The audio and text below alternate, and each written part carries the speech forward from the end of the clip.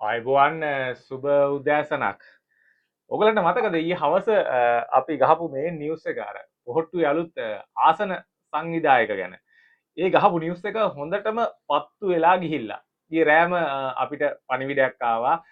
අනේ පුළුවන් ද මේ නිවුස් එක නිවැරදි කරන්න. ඇත්තට ඒකේ පොඩි අවුලක් තියෙනවා කියලා. පිම්පොන් ඇත්තට පොහොට්ටුවේ කැස්බෑව සංවිධායක විදිහට ගාමිණී ලොකුගේ හිටපු තනතුරට පත් කළා නෑ කියලා. ඒතර මෙහෙමයි. අපි දැනගෙන හිටියා මේ නිවුස් එක වාර්තා කරනකොටම මෙතන පොඩි අවුලක් තියෙනවා කියලා. ඒ අවුල මොකක්ද කියලා ඔයගලන්ට දැනගන්න තමයි ඇත්තටම අපි මේ නිවුස් එක ඉස්සෙල්ලා වාර්තා කරලා තිබුණේ. මේකට ඒගොල්ලෝ රියැක්ට් කරන්නේ කොහොමද කියලා. ඇත්තටම පිම්පොන් මෙතනට ගිහිල්ලා තියෙන්නේ. ඒ කියන්නේ පිම්පොන් මහතා මේ අවස්ථාවට ගිහිල්ලා තියෙන්නේ රජිත හිරාන් මේ කියන්නේ මොකක් හරි මේ විවෘත කිරීමේ අවස්ථාවකට කියන්නේ විශේෂ අවස්ථාවක් තිබිලා තියෙනවා. පිළියන්දල පොහොට්ටුවේ කාර්යාලේ. ඒ කාර්යාලයට ගිය වෙලාවේ පිම්පොන් ගිහිල්ලා අර සමරු පොත තියෙන්නේ. සමරු පොතේ දැන් අපි අර දාලා තියෙන පින්තූරේ තියෙන්නේ ඒ සමරු පොතේ යම්කිසි ආකාරයක සටහනක්. ඒ කියන්නේ පිම්පොන් ගිහිල්ලා සටහනක් යොදන අවස්ථාවේ ගත්ත ඡායාරූපයක්. ඊට පස්සේ තමයි පිම්පොන් අපි දැක්ක ඉතින් වීඩියෝ එකක් ගහලා ඒ වෙලාවේ ෂෙයා කරලා තියෙනවා කට්ටිය. ඊළඟට තව පින්තූර කීපයක් අර රුවන්ති මංගලාලා එක්ක ගහලා ෂෙයා කරලා තියෙනවා. මේවත් එක්ක තමයි මේ කැස්බෑව ආසන සංවිධායක ධූරය සම්බන්ධයෙන් ප්‍රශ්නයක් තිබුණේ. කොහොම හරි ඇත්තටම වාර්තා වෙච්ච විදිහට අපිට වාර්තා වෙච්ච විදිහට පිම්පොන්ගේ පැත්තෙන් තමයි මේ නිවුස් එක එළියට දාලා තියෙන්නේ. ඒ කියන්නේ දැන් අද බැලුවොත් එහෙම පිම්පොන් එතනින් එහාට කරන වැඩ ටිකත් එක්ක පිම්පොන්ට ලොකු උවමනාවක් තිබිලා තියෙනවා කියලා පේනවා කැස්බෑවට කොහොම හරි කට්ට ගහගන්න. ඒ නිසාම පිම්පොන් මහතා නිවුස් එක එළියට දැම්මා. එහෙම තමයි කියන්නේ. ආසන සංවිධායක ධූරයට ඔන්න පත් වුණා වගේ ඒ ලයින් එක. කට්ටිය ඊට පස්සේ ඒ නිවුස් එක තමයි ගත්තේ. ප්‍රධාන ධාරාවේ ජනමාධ්‍යවලත් අපි දැක්ක ඇතැම් තැන්වල වාර්තා කරලා තියෙනවා. ඉතින් කොහොම නමුත් වැඩේ පත් වුණා. දැන් මෙතන ප්‍රශ්නයක් තියෙනවා. දැනට පොහොට්ටුවේ කැස්බෑව ආසන සංවිධායක ධූරයේ කටයුතු කරන්නේ අජිත් නාරගල. අජිත් නාරගලට දැන් කට්ටියකට ඕන වෙලා තියෙනවායි කියලා ෂොට් එකක් දෙන්න. ඒ ෂොට් එකක් දෙන්න අවශ්‍ය කට්ටිය කවුද කියලා ඉතින් හඳුර ගන්නට පුළුවන්.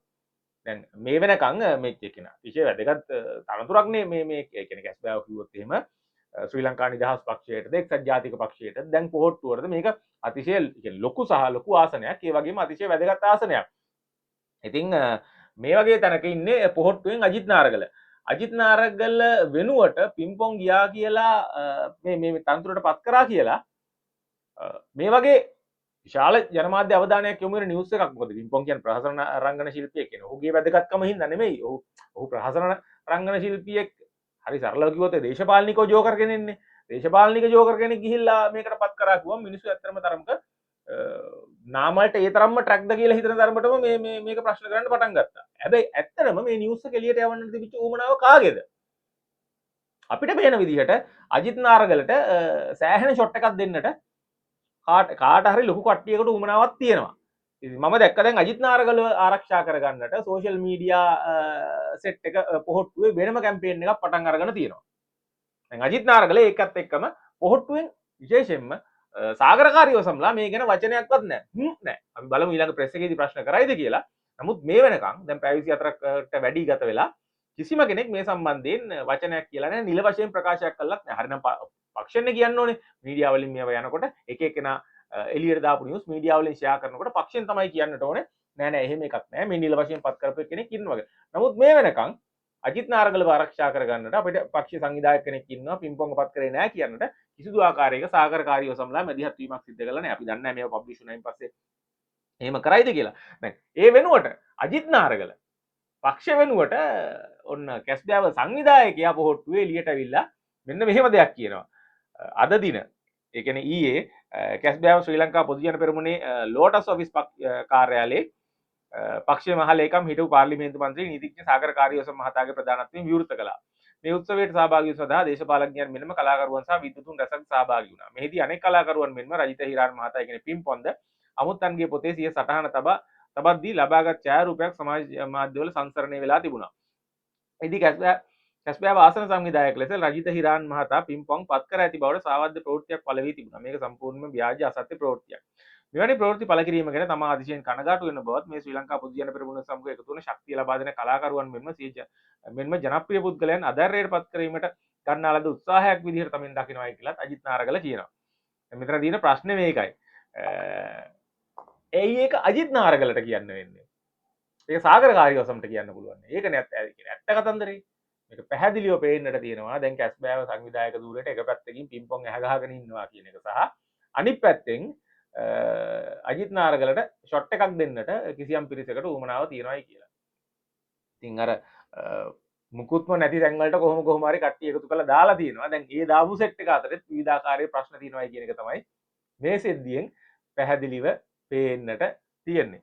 නාමල්ලත් මුකුත් කියලා තිබුණේ නැහැ නේ. අපි බලමු දැන් මේවා මීඩියා වලින් ආයි යනකොට අනිවාර්යෙන්ම අද ඊ උසාවියේ ගාවදී වෙන කතන්දර ටිකක් අහලා තිබුණා. ඒ වෙනකොට මේක ලොකුවට ජනප්‍රිය වෙලා තිබුණේ නැහැ. නමුත් මං හිතන්නේ අද හෙට නාමල් වහ වුණොත් කට්ටිය අහයි පිම්පොන් ඇත්තටම දැම්මද නැද්ද? මොකද්ද මේ සිද්ධිය කියලා. මං හිතන්නේ නාමල්ගේ කටින් මේකට ජාතික සංවිධායකනේ තනතුර. නාමල්ගේ කටින්ම ඒකට උත්තරයක් ගන්නට පුළුවන් වෙයි. හරි. ඒක තමයි පිම්පොන්ගේ කතාවේ අප්ඩේට් එක. අනිත් එක ඔන්න මම දැක්කාද ඩේලි මිරර් එකේ විශේෂ වාර්තාවක් තියෙනවා. ඒ වාර්තාවෙන් කියනවා හිටපු නියෝජ්‍ය කතානායකවරයෙක් ගැන. දැන් පහුගිය වකවානුවේ ඔයගලන්ට මතක ඇති ලොකුවට කතා වුණා මේ වන්දි ලබා ගැනීම සම්බන්ධයෙන්. අරගලේ වන්දි හොරට ලබා ගැනීම සම්බන්ධයෙන්. දැන් විශේෂයෙන්ම මේකට සම්බන්ධ වෙච්ච ප්‍රධානම චරිතය තමයි හිටපු කතානායකවරයෙක් වෙච්ච චමල් රාජපක්ෂගේ පුතා ශෂීන්ද්‍ර රාජපක්ෂ. ඉතින් ශෂීන්ද්‍ර රාජපක්ෂ මේකට රිමාන්ඩ් එකෙත් හිටියා.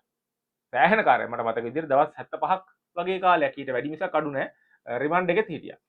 ඉතින් ඒක තමයි ජනප්‍රියම කතාව. ඊට අමතරව සෑහෙන පොලිමක් පාර්ලිමේන්තුවේ නලින්ද ජයතිස්ස දිග පොලිමක් මේ ගත්ත අතිශය බරම්බි කියන විශාල වන්දි මුදල් ලබා ගත්ත පොලිමක් ගැන කියාගෙන ගියා. හරි. කොහොම වුණත් දැන් මෙන්න වාර්තා වෙනවා ඊට වැඩිය බොහොම නිකන් සූපින් මට්ටමේ. ඒත් ඒක පැහැදිලිව බැලිනම් හොරකමක් ඉතින් වංචාවක්. මේක කියනවා අපි දැන් ඒ කියන්නේ මෙහෙ නම සඳහන් කරන්නේ නැත්තේ මෙතන මම මේ ඉස්සරහ ටික විතරයි කියන ඩේලි මිරර් එකේ ඩේලි මිරර් පත්‍රයේ අද මුල් පිටුවේ වාර්තා කරලා තිනවා මෙන්න මෙහෙම නිවුස් එකක්. Former deputy speaker alleged to have received 200,000 in disaster compensation. ඒ කියන්නේ හිටපු නියෝජ්‍ය කතානායකවරයෙක් වන්දි ලබාගෙන තියෙනවයි කියලා රුපියල් ලක්ෂ 2ක් මේ දිත්වා සුලිකුණාටුව වෙනුවෙන්. හැබැයි ඒක ඒ අදාළ ඒ කියන්නේ නිශ්චිත ඒ කියන්නේ වන්දි ලබා ගන්නට කිසිදු මේ ඒ කියන්නේ හැකියාව කිසිදු සුදුසුකමක් නැතුව කියන්නේ හානියක් වෙලා නැතුව රුපියල් ලක්ෂ 2ක වන්දියක් අරගෙන තියෙනවා කියලා හිටපු නියෝජ්‍ය කතානායකවරයෙක්. මාර කතන්දරයක් දැන් මහා පරිමාණ ගණනුත් නෙමෙයි ලක්ෂ 2ක සූපින් මුදලක්. ඒ කියන්නේ ඒක දේශපාලඥයන්ගේ මට්ටමින් බලන සාමාන්‍ය පුදී එදිනෙදා මහ ජනතාව ගත්තොත් එහෙම රුපියල් ලක්ෂ 2ක් කියන අතිශය ලොකු ගාණක්. මිනිස්සුන්ට 25000ක්ද 50000ක්ද මේ කියවන ගණන් එක බලනකොට ඇත්තටම වටිනවා මිනිස්සුන්ට මේ වෙලාවේ මේ කීය හරි දෙන්න පුළුවන්. ඒකට රජය යම් කිසි ප්‍රමිතියක් ඇතුළේ වැඩේ කරමින් ඉන්නවා. නමුත් මේ හිටපු කතානායකවරයෙක් ඇවිල්ලා ලක්ෂ 2ක වන්දියක් අරගෙන තියෙනවායි කිව්වහම ඒක මාරම් ප්‍රශ්නයක්. ඒක ලොකු වුණත් පොඩි වුණත් ඒ කියන්නේ සුදුසුකමක් නැතුව වන්දියක් අරගෙන තියෙනවායි කිව්වම ඒක බරපතල ප්‍රශ්නයක්. මේක අනාවරණය වෙලා තියෙන්නේ කොහෙද? මම කියන former deputy speaker is alleged to have received 200,000 compensation claiming that his business establishment was damaged during the recent disaster. මගේ සම්පූර්ණ නිවුස් එක කිව්වොත් එහෙම සිංහල පරිවර්තනයේ හිටපු නියෝජ්‍ය කතානායකවරයෙක්ට රුපියල් ලක්ෂ 2ක මුදලක් වන්දි මුදලක් ලබාගත් බවට චෝදනා එල්ල වෙලා තියෙනවා. මේක අනාවරණය වෙන්නේ මන්ත්‍රී ශාන්ත පද්මකුමාරගේ ප්‍රධානත්වයෙන් ඊයේ රත්නපුර දිස්ත්‍රික් ලේකම් කාර්යාලයේදී රත්නපුර දිස්ත්‍රික් සම්බන්ධීකරණ කමිටුව රැස් වෙලා තියෙනවා. එතෙන්දි හෙළි වෙලා තියෙන කාරණයක් තමයි කුඩා පරිමාණ ව්‍යාපාර හිමියන්ට වන්දි මුදල් ගෙවලා තියෙනවා දිත්වා සුලිකුණාටුවෙන් හානියටපත් වෙච්ච. එතෙන්දි කිසිදු හානියක් වෙලා නැති ව්‍යාපාරයක් වෙනුවෙන් රුපියල් ලක්ෂ 2ක් ගන්නට ඒ කියන්නේ වන්දි ක්ලේම් කරන්නට වන්දි ලබා ගන්නට අයදුම් පත්‍රයක් ඉදිරිපත් වෙලා තියෙනවා. ඉතින් ඒකටත් හොයන්න බලන්න නැතුව වන්දි ගෙවලා පස්සේ අනාවරණය වෙලා තියෙනවා මේ ව්‍යාපාරයට ඇත්තටම හානියක් සිද්ධ වෙලා නැහැ කියලා. හොයාගෙන යනකොට මේ ව්‍යාපාරයේ හිටපු නියෝජ්‍ය කතානායකවරයෙක්ගේ කියලා හෙළි වෙලා තියෙනවා. එතකොට මෙතනදි ඔහු කියලා තියෙනවා මම චෙක්පත් කුඩා පරිමාණ ව්‍යාපාර ව්‍යවසායකින් කීප දෙනෙකුට බාර දුන්නා. හිටපු නියෝජ්‍ය කතානායකවරයා ඒ අතර සිටියා.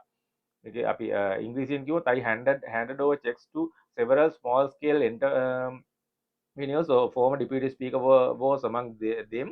Officials have informed me that the business establishment was not affected by the disaster. It should be probed. දැන් ඔහු කියන්නේ මේක. ඒ කියන්නේ ඔහු කියලා අදහස් කරන්නේ මේකෙන් ශාන්ත පද්මකුමාර වෙන්න ඕනේ. മന്ത്രിවරයා වෙන්න ඕනේ. දැන් එතකොට එතෙන්දි කියනවා ඔහු මේ කුඩා පරිමාණ ව්‍යවසායකයන් කිහිප දෙනෙකුට චෙක් පත් දුන්නා මේ හානි වෙච්ච ව්‍යාපාර වෙනුවෙන්. එතන හිටපු නියෝජ්‍ය කතානායකවරයාත් හිටියා.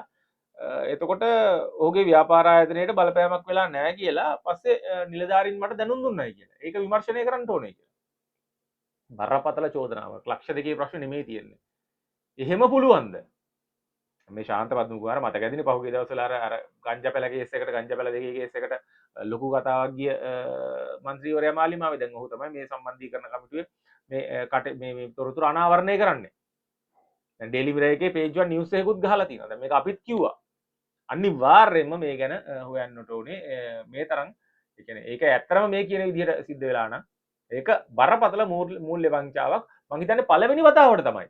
කිසිම තැනක මෙතෙක් ජනමාධ්‍ය වලින් වාර්තා වුණේ නැහැ. ඒ කියන්නේ දෙන්නකොට ග්‍රාම නිලධාරී මෙහෙම කරා, ප්‍රාදේශීය ලේකම් කාර්යාලය නිලධාරියෙක් මෙහෙම කළා තිබුණා. එයාකට නිලධාරී මට්ටමේ චෝදනා එල්ල වුණාට වන්දි දුන්නේ නැහැ කියලා.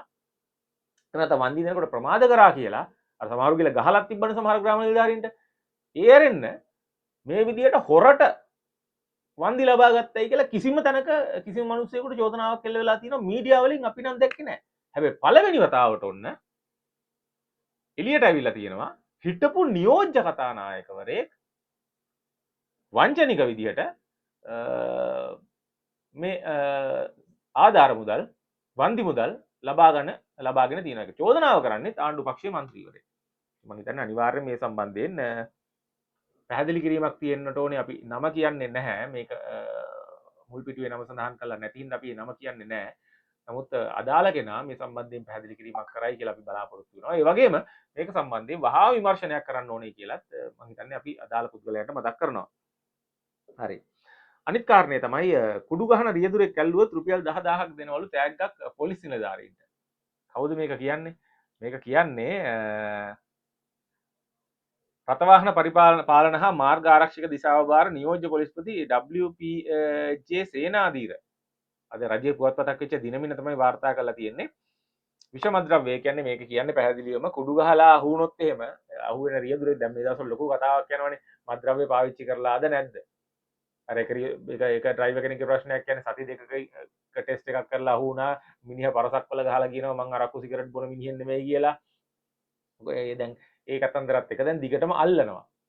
එතකොට අල්ලනකොට ඒ අල්ලන කට්ටිය පොසිටිව් වුණොත් එහෙම මේ ටෙස්ට් එකකින් අල්ලන නිලධාරියාට 10000ක් දෙනවා කියලා තමයි කියන්නේ. අපිට මතකයි මීට කලින් අරක්කු බීලා අල්ලන ඒ කියන්නේ වෙරි වෙලා යන ඩ්‍රයිවර්ලා අල්ලන අයට දෙන තෑග්ග වැඩි කරනවත් එක්කම පොලිසිය කන ජරාවේ මොකක්ද ඒකට සමගාමීව ඒකට අනුලෝමව සමානුපාතිකව පොලිසිය කන ජරාව ප්‍රමාණෙත් ඉහළ ගියා. කලින් රුපියල් 500 1000 කෑලි මොකද්ද ඒ කියන්නේ බීලා හුනොත් එහෙම 500 1000 කෑලි වලින් බේරෙන chance එක පාරටම ඕගලන්ට මතකද බීලා හුනොත් එහෙම කෙලිම මට මතක විදිහට 10000ක් හෝ 25000ක් හෝ ලොකු දඩයකට ගියා. ඊළඟට ලයිසන් කැන්සල් කරනවා කියලා. ඒ දඩේ ඉහළ යෑමත් එක්කම ඒකට අනුලෝමව සමානුපාතිකලා කෙලිම පොලිසිය ගෙහුවා මේ ලයින් එකක් බීලා මාට්ටු වුණොත් එහෙම ජරාව 5000යි කියලා. මේවා මේ අපි මේ හිතුව මේ ප්‍රලාප විදිහට කියන දේවල් නෙවෙයි. අපේ මිත්‍රයන්ට ප්‍රායෝගිකව පාරදී අත්දකින්න සිද්ධ වෙච්ච දේවල්. ඉතින් මේ ඒ නිසා දැන් මේක ඔන්න ආයි chance එකක්. දැන් විශේෂයෙන් බස් ඩ්‍රයිවර්ලා ත්‍රිරෝද රථ ඩ්‍රයිවර්ලා පරීක්ෂා කරන්නේ.